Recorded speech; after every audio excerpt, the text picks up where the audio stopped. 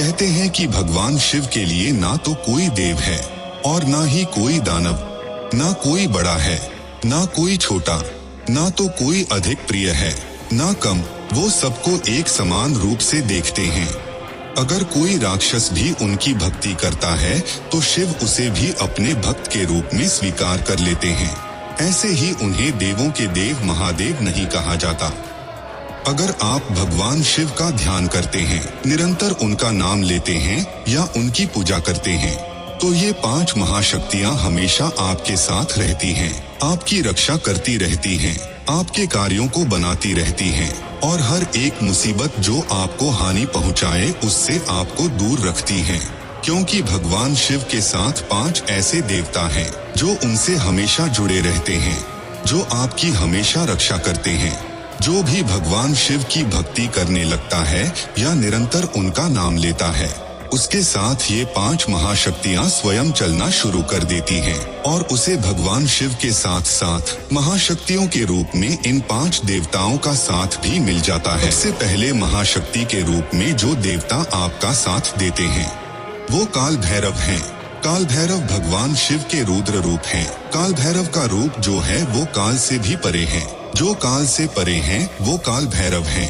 काल भैरव अपने आप में भगवान शिव हैं और समस्त गुणों को धारण करने वाले हैं। भगवान काल भैरव भूत प्रेत पिशाच सबके अधिपति हैं, राजा हैं और इनकी आज्ञा के बिना कोई भी बुरी शक्ति आपका अहित नहीं कर सकती।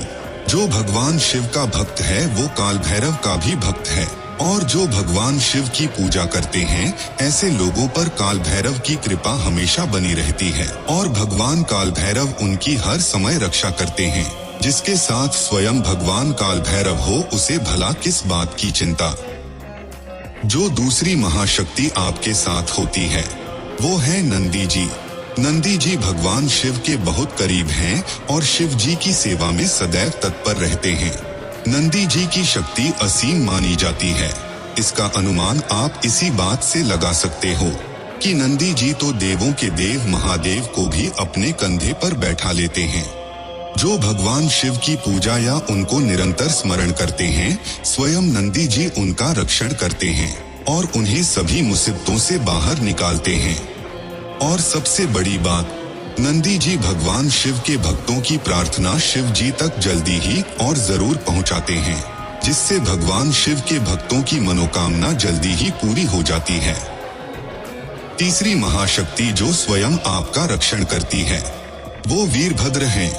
भगवान शिव की जटाओं से जन्मे वीरभद्र अत्यंत शक्तिशाली हैं। इसका अनुमान आप इस बात से लगा सकते हैं कि जिस राजा दक्ष को पराजित करना सभी के बस में नहीं था, वो राजा दक्ष भी वीरभद्र जी के प्रचंड रूप को देखकर बुरी तरह भयभीत हो गया था और वीरभद्र के हाथों मारा गया था।